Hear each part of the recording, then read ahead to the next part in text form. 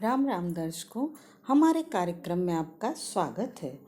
आज के कार्यक्रम का विषय है पूजा।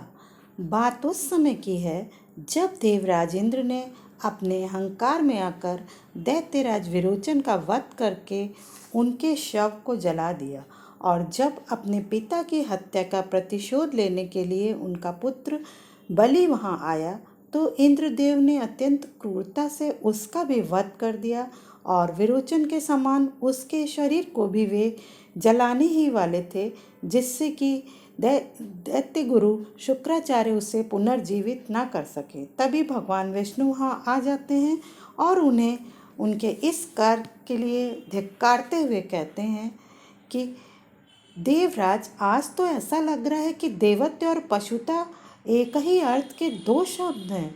इतनी निर्ममता, इतनी नृशंसता भूल तो आपने कई बार की है देवराजेंद्र, परंतु आज तो आपने देवलोक के इतिहास को ही कलंकित कर दिया। भगवान विष्णु कहते हैं कि आपकी इस क्रिया ने तो देवत्व का सिर ही लज्जा से झुका दिया।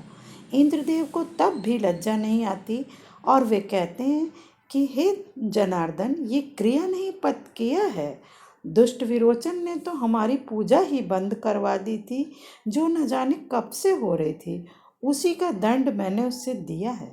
तब श्री हरि कहते हैं कि हे देवेंद्र, आप तो देवता हैं, आपको ये तो ज्ञात ही होना चाहिए कि पूजा किसी के प्रति श्रद्धा से की ऐसी भावना है जो यदि मन में जन्म ले ले तो कोई उसे दबा नहीं सकता, और यदि मन में जन्म ना ले तो कोई उसे उत्पन्न भी नहीं कर सकता।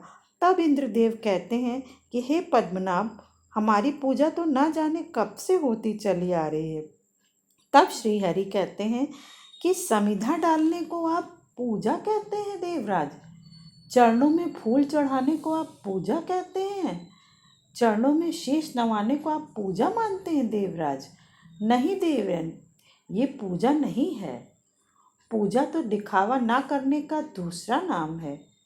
अच्छे विचार ही पूजा है, अच्छे कर्म है पूजा। दूसरों की सेवा और परोपकार का दूसरा नाम है पूजा।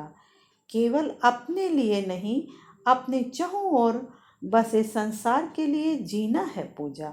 किसी और की पीड़ा में तड़प उठना है पूजा।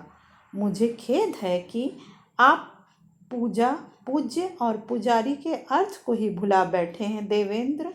और इसीलिए हे देवराजेंद्र, जिस प्रकार अपने मार्ग में चट्टान को खड़ा पाकर नदी की धारा अपनी दिशा को बदल लेती है, उसी प्रकार हे देवराज, आपके इस अहंकार को देखकर मैं भी आपसे अपना मुख मोड़ रहा हूँ।